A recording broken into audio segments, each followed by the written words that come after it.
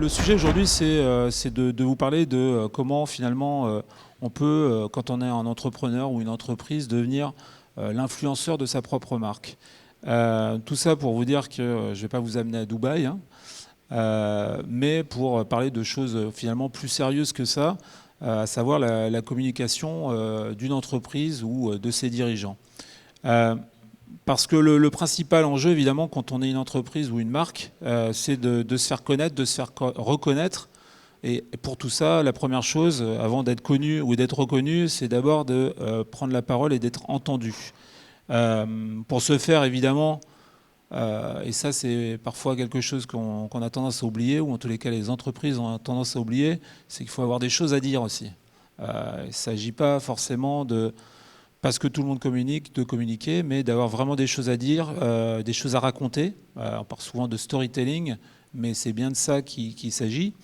Tout à l'heure, on parlait, quand on discutait d'édito et de SEO, on insistait sur la dimension d'utilité de ce qu'on peut raconter. C'est la même chose en relation presse. Tout ce qu'on fait, évidemment, ça doit être utile et ça doit s'intégrer dans une stratégie d'entreprise et pas juste faire de la communication pour parler de soi et se faire mousser dans la presse, en quelque sorte. Donc, la première chose, c'est faire des choses utiles, intéressantes et éventuellement différentes de ce que peuvent faire les concurrents. Pour ce faire, chaque entreprise doit prendre aussi conscience de l'importance de la communication et de la place qu'elle doit avoir dans sa propre communication.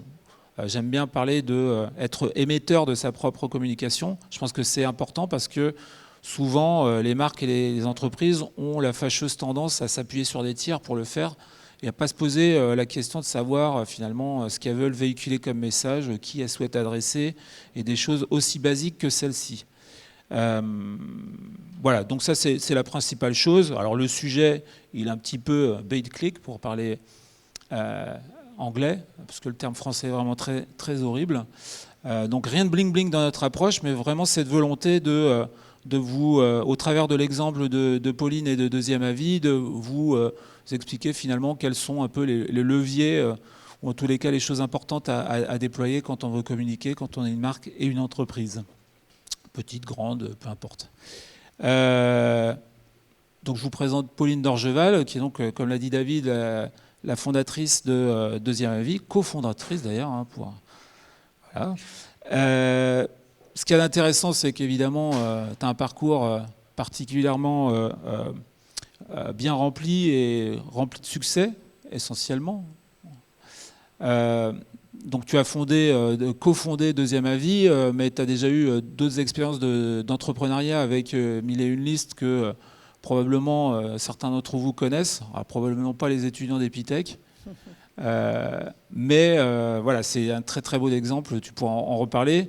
Moi, ce qui me paraissait aussi très intéressant, et c'est pour ça que j'ai pensé à toi pour aujourd'hui, c'est aussi le caractère extrêmement engagé que vous avez avec ton associé et ta cofondatrice dans tout ce que vous faites, dans Deuxième Avis, mais aussi au travers des engagements associatifs que vous avez et qui finalement ne viennent pas à côté, mais en même temps de ce que vous pouvez faire avec Deuxième Avis. J'ai cité dans cette slide 2-3 exemples. Peut-être que tu peux nous expliquer un petit peu justement ce parcours qui t'a conduit de 1001 listes à Deuxième Avis, en passant par Coactis et Culture Relax, par exemple, qui ne sont que 2 exemples. Enfin, Coactis un peu plus. Voilà. Ok, bah, évidemment, avec plaisir. Donc, peut-être, enfin, 1001 listes, c'est vrai que, comment dire, quand on entreprend, c'est souvent qu'on est confronté à un problème dans sa vie et qu'on cherche une solution, et que cette solution, on se dit c'est trop bête de ne pas la mettre à la disposition du plus grand nombre. Donc 1001 listes, c'était la liste de mariage classique, des petits couverts, enfin des couverts et des assiettes, et en fait ça faisait plus rêver du tout les jeunes, et donc l'idée c'était un peu de réenchanter la liste de mariage en rajoutant je ne sais pas, du vin, de la brocante, des voyages, de l'informatique. Bon. Et puis, quand 1001 listes a été racheté, donc ça a été racheté par TF1 puis par Galeries Lafayette, maintenant c'est la marque mariage des Galeries Lafayette, j'avais plutôt envie de réentreprendre sur un sujet d'intérêt général. Et avec un prisme handicap, parce que moi j'ai un enfant qui a un handicap, donc bien sensibilisé sur le sujet et sur tout ce qui reste à faire en France, d'où les associations Coactis Santé, qui est sur l'accès, pour faciliter l'accès à la santé des personnes en situation de handicap. Et puis l'autre association où je suis engagée qui s'appelle Culture Relax, qui est une association qui vise à faciliter l'accès à la culture pour des personnes avec des troubles de comportement. Je vais citer juste par exemple le cinéma. On va tous au cinéma régulièrement. Quand vous avez un enfant autiste et qui peut crier, se lever, etc., c'est pas simple d'aller ne serait-ce qu'au cinéma parce que tous les regards sont sur vous, sur votre enfant, et c'est assez pesant. Et donc, voilà, Culture Relax, on met à l'aise, on dit en début de séance que chacun peut exprimer ses émotions différemment, ce qui fait qu'on met à l'aise la personne et son entourage, et du coup, ça se passe très bien. Voilà. Et donc, deuxième avis dans tout ça, c'est notamment dans le cadre de ces réflexions associatives et autour de l'accès à la santé pour les personnes en situation de handicap. L'idée, c'est de se dire qu'en fait, il y a des pertes de chance majeures quand vous avez un problème de santé grave pour des personnes en situation de handicap, qui ont des problèmes de mobilité, pour des personnes qui habitent loin des centres de décision des grandes villes, ou les personnes qui n'ont pas le bon réseau médical, qui n'ont pas de réseau médical. Et donc l'idée, c'était de réduire les inégalités territoriales et sociales en permettant à tous d'accéder facilement et rapidement à un ponte en cas de problème de santé sérieux. Voilà, donc on est une entreprise à mission. C'était ce terme d'entreprise à mission qui me paraissait important. Peut-être que tu peux expliquer un petit, parce que tant qu'à faire, autant faire la publicité de deuxième avis, expliquer un petit peu ce que vous mettez à disposition, en mettez en place pour les personnes que ça peut intéresser. Parce que tu parlais de handicap, mais il y a toutes sortes de problématiques. C'est pour tout le monde. Même si au départ l'idée était venue pour faciliter l'accès à l'expertise pour certaines personnes, mais donc ça concerne tout le monde. Et en gros, dès qu'il y a un problème de santé un peu complexe, donc ça va par exemple de l'endométriose, on en parle beaucoup en ce moment, ou tout ce qui est cancérologie, tout ce qui est orthopédie, donc tout ce qui est problème de santé un peu sérieux. L'idée, c'est d'accéder à des médecins très pointus dans leur domaine pour avoir soit un diagnostic plus rapide, soit une proposition de prise en charge avec les médecins les plus en pointe sur ces sujets. Donc, par exemple, je prends l'endométriose. Votre gynécologue va vous prescrire une IRM pelvienne parce qu'il y a une suspicion d'endométriose, mais le radiologue à côté de chez vous, il n'est pas spécialisé en endométriose, donc il ne va pas voir l'endométriose.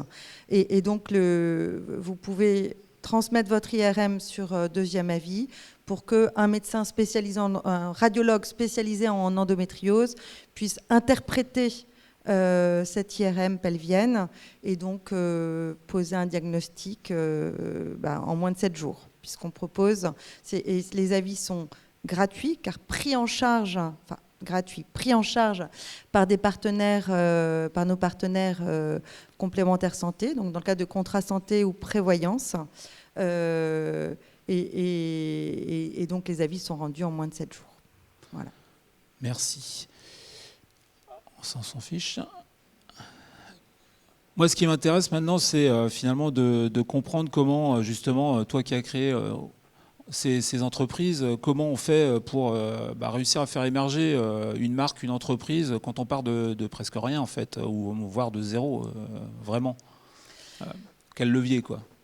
Surtout que quand on crée une entreprise, on n'a pas de moyens. Ça change. Et donc la première chose, pour te répondre, c'est déjà avoir la volonté de créer une marque. Quand j'avais créé Mille et Une Niches, j'étais allée voir des amis entrepreneurs en disant mais c'est quoi le conseil que vous me donnez, et en fait tous m'avaient dit il faut que tu communiques dès le départ, sachant que quand vous créez votre boîte, vous avez tellement de choses à faire que la communication, en général, vous le faites en dernier. Et avec cette volonté, effectivement, d'exister en tant que marque, je dis ça, c'est le sujet d'aujourd'hui, mais il y a très, très peu d'entrepreneurs qui réfléchissent à une stratégie de marque au départ. Et alors, pourquoi il faut le faire? Parce qu'en fait, ça apporte beaucoup de valeur à votre entreprise. C'est une valeur un peu immatérielle, mais c'est extrêmement important de créer sa propre marque et de communiquer. Donc, quelle est la stratégie? J'ai envie de dire que ça... moi, les sujets sont assez différents. Déjà, pour Mille et une Nuits, c'était en 99, et dans les années aussi 2000, c'était les premières boîtes Internet. Il y avait peu de femmes entrepreneurs. L'entrepreneuriat n'était pas très à la mode non plus. Donc, j'ai envie de dire que là, j'ai vraiment bénéficié de l'effet un peu de mode de la femme entrepreneur, la jeune... et donc, on a eu énormément de presse sur cette thématique-là. Ce qui est un peu différent de Deuxième Avis, parce que Deuxième Avis, pour le coup, là, vous êtes une génération où il y a beaucoup plus d'entrepreneuriat. On sait très bien que ça attire plus de monde. Il y a beaucoup plus de femmes, de jeunes qui créent leur entreprise. Et donc, il faut trouver d'autres ressorts pour communiquer. Et comme tu le disais, Nicolas, il faut en fait... on ne peut pas communiquer toujours sur votre idée. Une fois que voilà, Deuxième Avis, il y a eu des articles de presse sur l'idée de Deuxième Avis. En fait, il faut qu'on arrive à nourrir l'écosystème, nourrir la presse pour qu'ils aient des raisons de communiquer. Ça, c'est le plus dur parce qu'encore une fois, on a tellement de choses à faire que si on ne met pas ça en priorité, et ça passe à la trappe.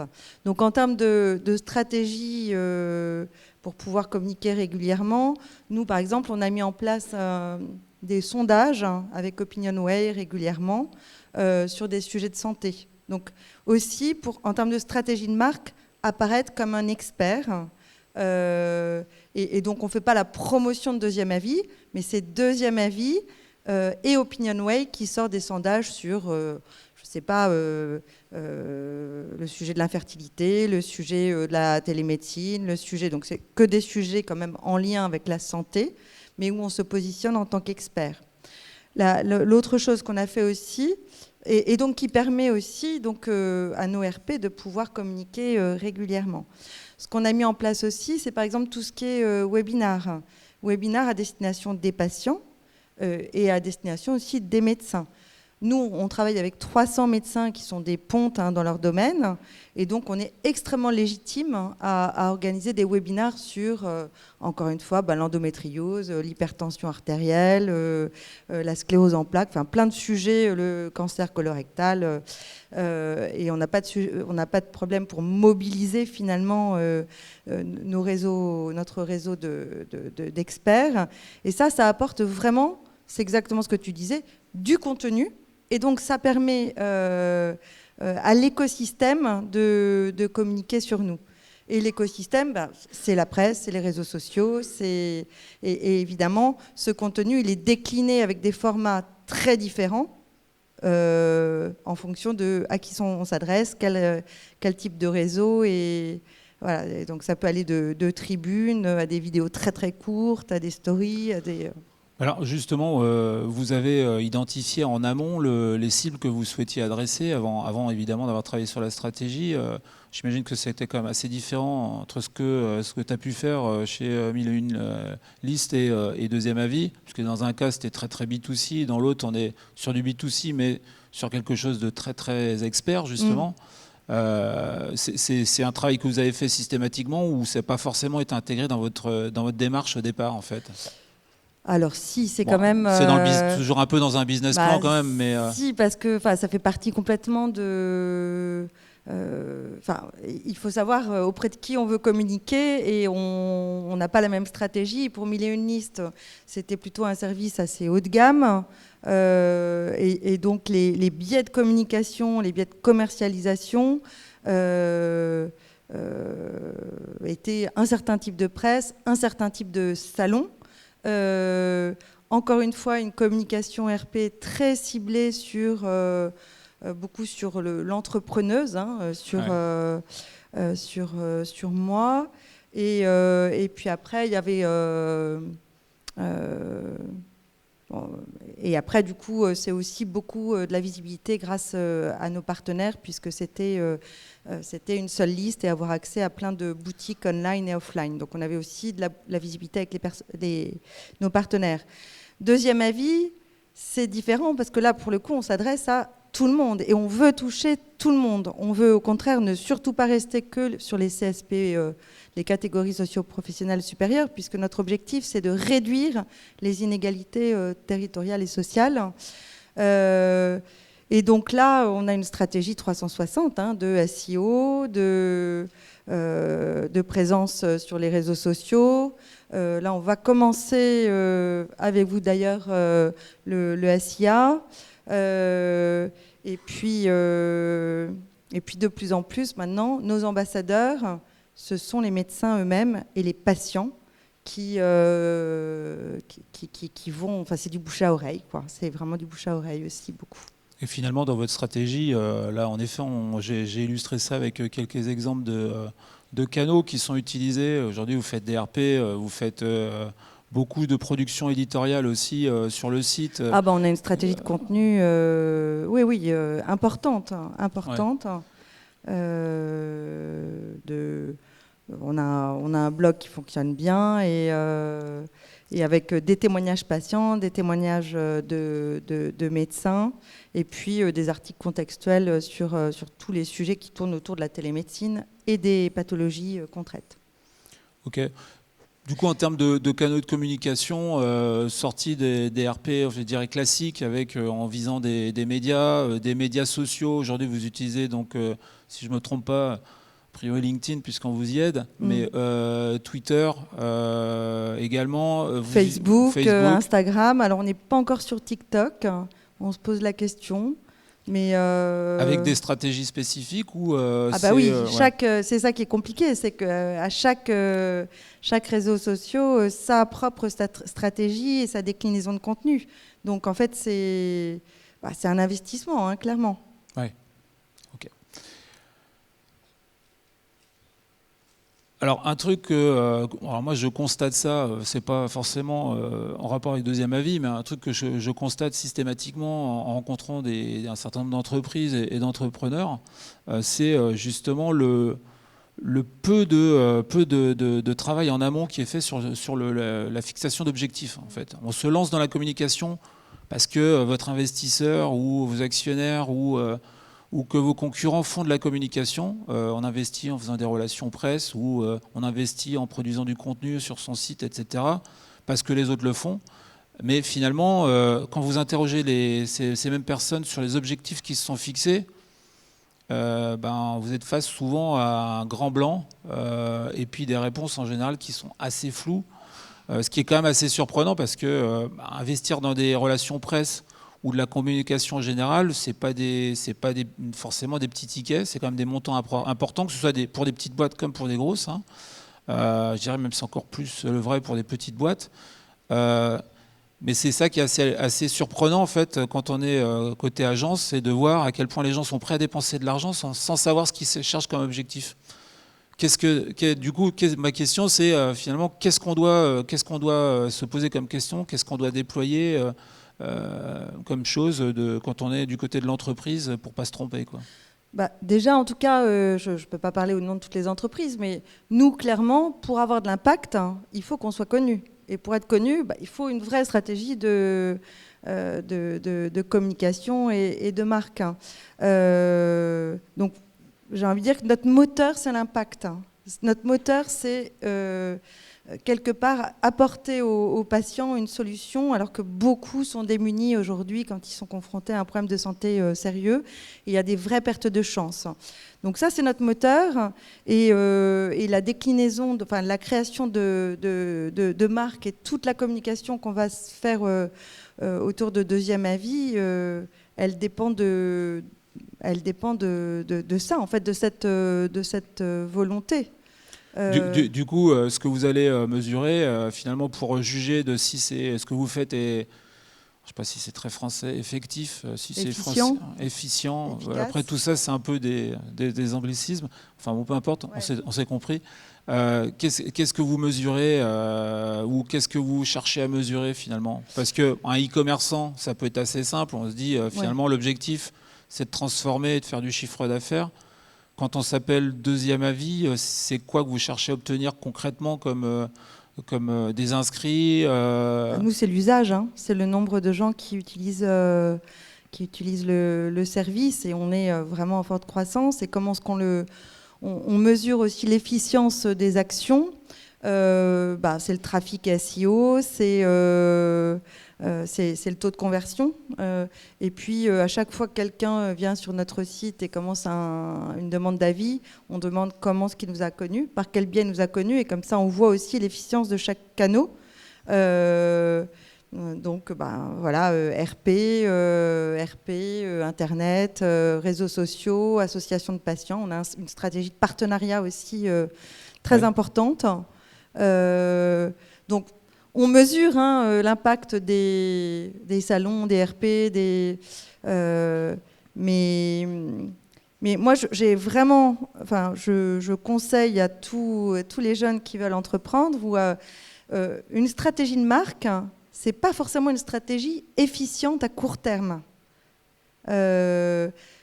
Là, en ce moment, on a de la chance. On a un partenaire qui a fait une campagne de télé et qui nous a inclus dans sa campagne de télé. On voit qu'on fait un bond spectaculaire en termes de notoriété. Pour autant, on ne fait pas un bond spectaculaire en termes d'usage. Donc, il y a vraiment la création de la marque, et ça a une valeur en soi, mais c'est une valeur long terme. Et là, tous les conseils que je peux donner, c'est plutôt effectivement avoir des vraies valeurs, une vraie mission, être aligné à tous les niveaux de l'entreprise et en cohérence avec cette mission et ses valeurs, ses convictions. Et puis après, il y a le court terme pour faire de la conversion et puis qu'il y ait de l'usage. Et là, c'est un peu autre chose. Là, c'est plutôt une stratégie SEO, une stratégie d'animation avec des partenaires. C'est deux choses différentes. Petit point qui je trouve être intéressant également, c'est finalement une entreprise. On parle beaucoup de parlait pas mal de start-up jusqu'à présent, et c'est vrai qu'on parle souvent d'entreprises qui changent de modèle, qui font ce qu'on appelle un pivot. C'est pas forcément aussi important qu'un pivot, mais on se retrouve finalement avec des choses qui évoluent beaucoup autour de soi. Comment, dans le cas de Deuxième Avis, par exemple, vous êtes passé d'un modèle, si je ne me trompe pas, c'est peut-être un peu caricatural, mais très B2C, vers quelque chose de plus B2B2C. B2C, business to consumer, et business to consumer. En fait, il y a un intermédiaire pour les étudiants qui sont parmi nous qui ne connaîtraient pas. Voilà, comment vous avez justement adapté votre communication à ce changement qui n'est finalement pas si anodin? Alors en fait, on a toujours quand même eu cette vision de B2B2C, puisque en France, la santé, ce qui est compliqué en santé, c'est que le patient n'est pas habitué à payer. Et donc depuis le départ, donc c'est évidemment complètement différent dans les pays anglo-saxons. Donc depuis le départ, on avait en tête d'avoir des partenariats avec des complémentaires santé, pour être intégrés dans les contrats santé ou prévoyance. Et en revanche, depuis le départ, on a aussi décidé de créer une marque B2C.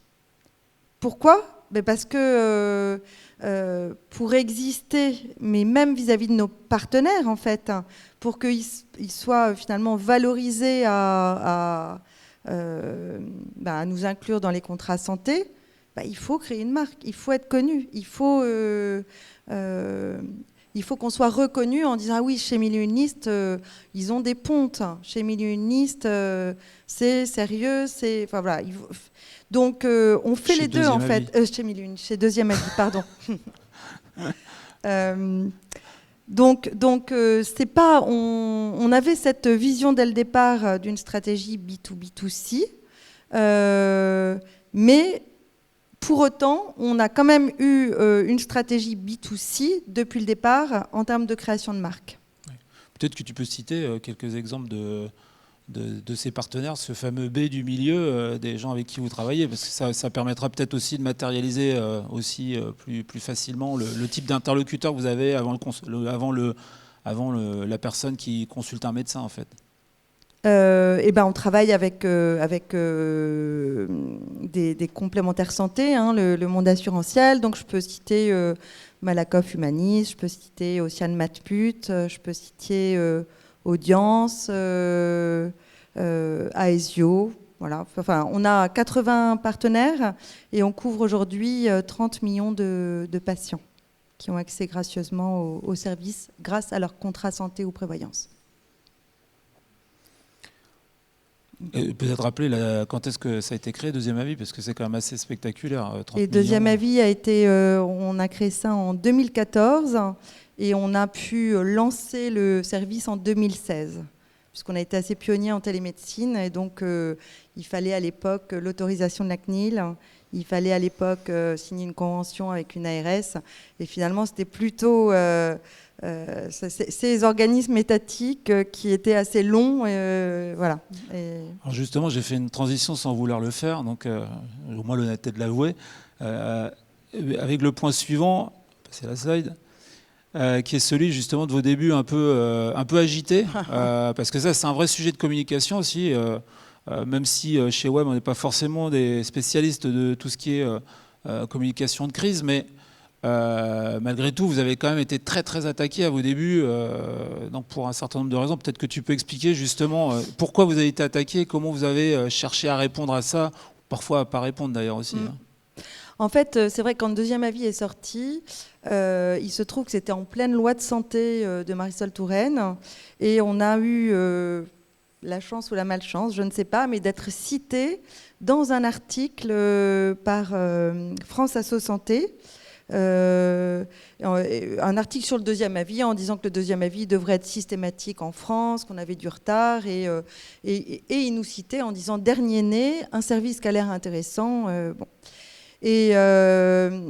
En fait, les syndicats de médecins étaient en train de négocier avec Marisol Touraine, étaient vent debout contre la loi.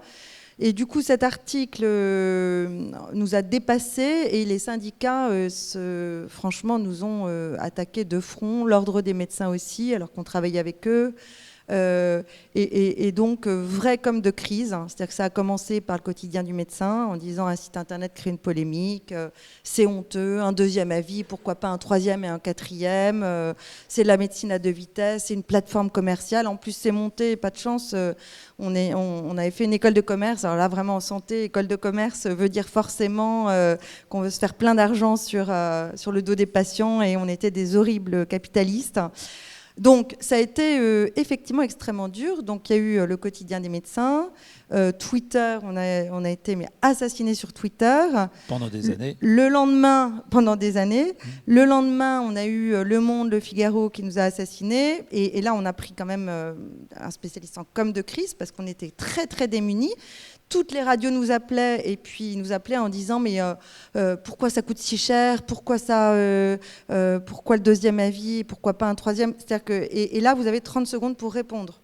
Le sujet mérite plus que 30 secondes, donc c'était très compliqué. On s'est fait accompagner et puis nous a dit écoutez soit ça s'arrête, soit vous allez avoir TF1 et on a eu TF1 et donc j'ai fait l'introduction du JT de TF1 de 20h un vendredi soir où là on a eu un peu plus de temps pour répondre. Il y a eu 5 minutes et donc moi je raconte l'histoire, j'ai pu raconter l'histoire, pourquoi j'avais créé Deuxième Avis, l'histoire de mon fils et donc je pense qu'en termes d'image j'ai pu exprimer le besoin et face à moi j'avais des de médecins beaucoup plus âgés, syndicats qui disaient la télémédecine, c'est honteux, le deuxième avis, c'est honteux.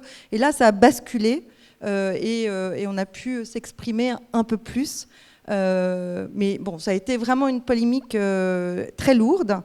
Et donc après, tu me posais la question en disant est-ce que ça n'a pas été une opportunité? Ben si, parce que du coup, franchement, vous ne pouvez pas rêver mieux quand vous montez une boîte de faire le JT de TF1, quoi. Et donc là, on a eu des messages de patients, de médecins qui nous disaient tenez bon, ce que vous faites c'est formidable, d'éthiciens en disant le deuxième avis, la France a du retard, c'est un droit et ce que vous faites c'est formidable.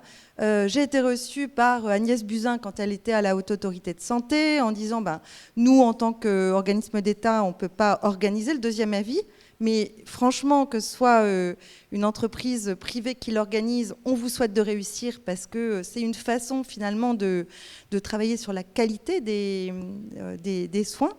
Donc, voilà, donc polémique extrêmement compliquée à vivre. Je crois que c'est le moment le plus dur professionnellement que j'ai pu vivre. En plus, quand on est 3 associés et quand vous êtes la porte-parole de votre boîte et que vous savez que en fonction de ce que vous allez dire, de comment vous allez le dire, si vous allez tenir ou pas, la boîte, elle pouvait fermer. Hein. On avait quand même, je veux dire, la ministre nous a appelés. Enfin, c'était hallucinant. Ça a pris une proportion. Le Canard enchaîné a fait un article sur nous. Le Canard enchaîné, moi, je pensais qu'il défendait plutôt la veuve et l'orphelin et puis ils avaient un peu de discernement. Pas du tout. Des sénateurs avaient demandé de nous tuer, quoi.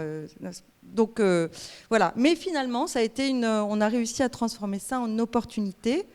Mais ça a joué. Enfin, j'ai des fonds d'investissement et des fonds à impact qui m'ont appelé en disant bon, ben là, typiquement, vu la polémique qu'il y a, c'est un sujet à impact. Il faut craquer il y a quelque chose à craquer. Ça nous intéresse de vous financer. Donc j'ai des fonds à impact dans le capital de deuxième avis. Et puis les premiers patients sont arrivés grâce à cette polémique aussi. Hein. Donc finalement, ça a été pas mal. Mais par contre, nos partenaires, c'est-à-dire le monde assurantiel, pour le coup, on a dû attendre 2 ans avant de signer notre premier partenaire parce que ils ne voulaient pas prendre le risque de signer et de nouer un partenariat avec une boîte où le Conseil de l'ordre et les syndicats de médecins étaient... Enfin, voilà, ils ont attendu que ça se calme pour signer. Et là, vous avez toujours encore quelques petites réticences ou ça s'est vraiment définitivement tassé? Parce que je pense à un médecin en particulier qu'on voit de temps en temps à la télévision. Oui, il y a un médecin qui voilà. Non, mais on a de moins en moins de réticences. Mais et maintenant, les syndicats de médecins, c'est presque mes copains, quoi. Mais ça fait 6 ans. Hein. Et de plus en plus, c'est les médecins qui nous envoient leurs patients aussi, parce que les médecins eux-mêmes n'arrivent plus à adresser les patients auprès de médecins spécialisés. Donc on commence à être une solution. Ok. Alors justement, pour revenir à ton rôle de patron, je trouve que c'est intéressant aussi de presque finir avec cet aspect-là, qui est finalement quel rôle dans la communication doit jouer le patron ou les dirigeants d'une entreprise dans la définition et la mise en œuvre de la stratégie de marque. Alors, j'ai envie de dire qu'il y a 2 choses. À la fois, c'est majeur en fait que le patron s'engage. Alors, nous, on est plusieurs cofondatrices et après, on a décidé entre nous que c'était plutôt moi qui communiquais. Et ce que je sens vraiment en ce moment, c'est que, en fait, c'est notre engagement, notre mission qui est importante dans ce qu'on fait. Hein, donc, c'est assez propre à deuxième avis, l'impact qu'on a. Et c'est ce que moi j'essaye de communiquer et c'est pour ça aussi que j'ai envie de dire on n'a pas de mal à embaucher, on n'a pas de mal aussi à ce que les médecins, à référencer des médecins, c'est toute l'image, enfin le patron ou le communicant, le dirigeant communicant, il est en grosse partie responsable par ses tribunes et par ce qu'il transmet de l'image et de la valeur de la marque et de la cohérence surtout de la marque. Donc ça, c'est important. C'est important de prendre des risques, c'est important de se... comment est-ce qu'on peut dire de s'engager, d'incarner exactement. Mais à un moment donné, il faut aussi pas être seul. Moi, ce que je dis à toutes, on est 20 actuellement, et c'est vrai que tous les gens de la boîte, finalement, ont un rôle en communication. Et on doit incarner aussi les valeurs de la boîte. Et le risque, c'est que le patron reste le seul communicant et s'accroche à son rôle de communicant. Non, moi je trouve que ça y est, on est arrivé à un stade où on a besoin que d'autres communiquent sur nous, d'autant plus qu'en santé, par exemple, quand là on commence vraiment à avoir des médecins ambassadeurs, ils sont bien plus prescripteurs et ils ont bien plus d'impact que moi. Moi, j'ai monté le service, donc évidemment, je suis convaincue de ce que je fais.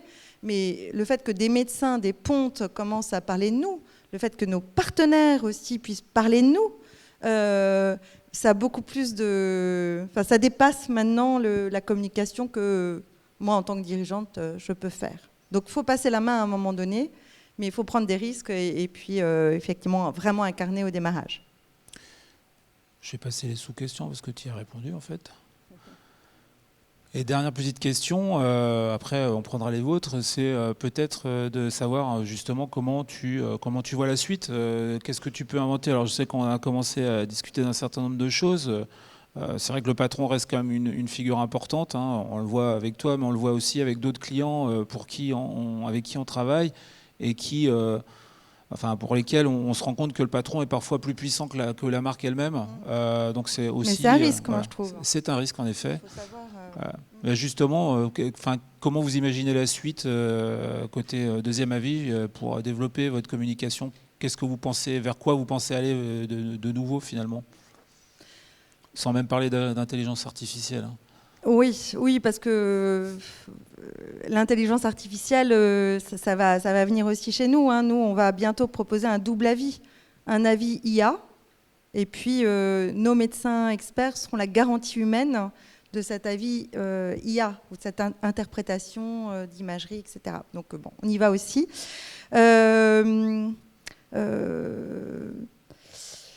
Je ne sais pas répondre à cette question. Je dirais apporter toujours plus de contenu aux patients et aux médecins. Là, ce qu'on envisage et notre priorité, c'est de se faire connaître auprès des médecins. Maintenant, on commence à être assez connu auprès du grand public, mais on est convaincu que pour vraiment accélérer, il faut que ce soit les médecins qui aussi accompagnent leurs patients dans cette démarche d'avis spécialisé. Donc là, c'est notre type de communication. C'est pas évident de communiquer auprès des médecins, mais en termes de RP, on fait énormément de choses maintenant auprès de la presse spécialisée, presse santé. Voilà. Merci Pauline. On va peut-être prendre des questions si vous en avez.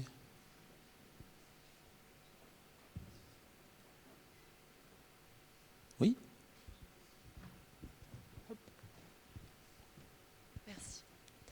Alors déjà, merci beaucoup parce que c'est hyper intéressant, même pour nos étudiants, parce qu'effectivement, d'avoir quelqu'un qui parle, qui a créé 2 boîtes, etc., c'est très intéressant. Je regardais un petit peu du coup le site que vous proposez et je me demandais finalement si... donc là, sur le site, c'est vraiment, c'est ouvert à tous les médecins. Est-ce que les médecins l'utilisent aussi de leur côté? Est-ce qu'ils vous ont demandé de faire une application mobile, sachant que ça se fait de plus en plus aussi? Est-ce que c'est quelque chose qu'on vous a demandé, par exemple?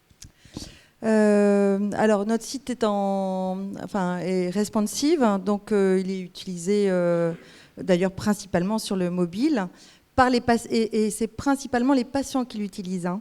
Même si c'est le médecin qui va vous dire, par exemple, ce serait bien de faire réinterpréter votre IRM pelvienne, je sais pas, sur deuxième avis, ou ça serait bien d'avoir un avis spécialisé sur deuxième avis, les médecins, ils n'ont pas le temps.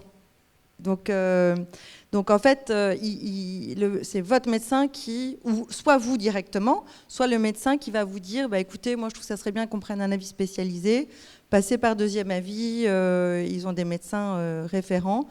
Et donc tout peut se faire sur le mobile, sauf typiquement transférer une IRM ou un scanner, c'est extrêmement lourd.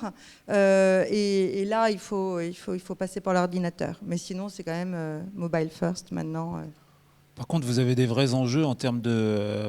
on n'a pas du tout abordé ce sujet-là parce que c'est pas de la com, mais des enjeux RGPD, sécurité de la donnée, oui, données etc., de santé, on là, est pour le coup, hébergé chez un hébergeur de données de santé agréé. Même pour transmettre, par exemple, des IRM, des scanners, c'est extrêmement lourd. Et donc, on a un enjeu UX parce qu'il faut que le patient puisse le transmettre rapidement et simplement, et puis de façon cryptée, sécurisée. On a un enjeu de effectivement sauvegarder les données de santé pendant 10 ans.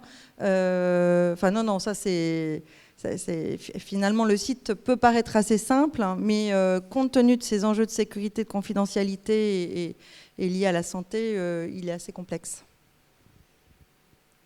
Une dernière question, s'il y en a. Oui.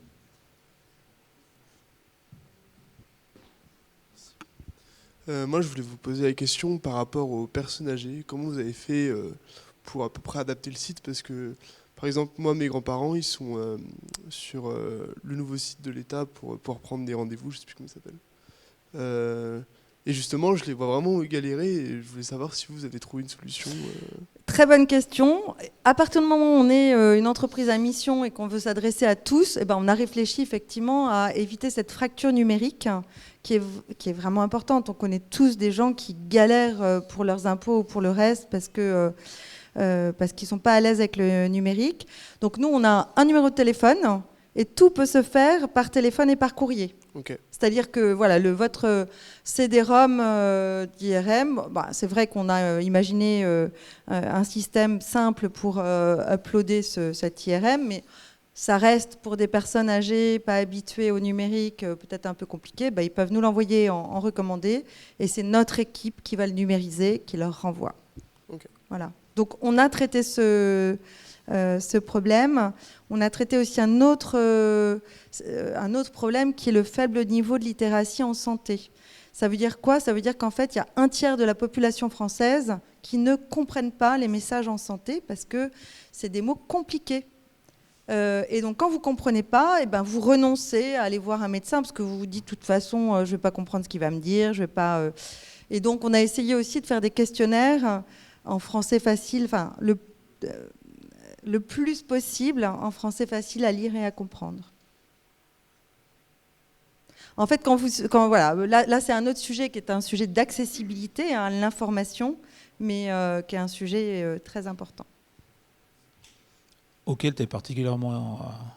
Sur lequel tu es particulièrement averti, parce que tout à l'heure on parlait de tes engagements associatifs, on boucle la boucle, puisque là on revient à Coactis.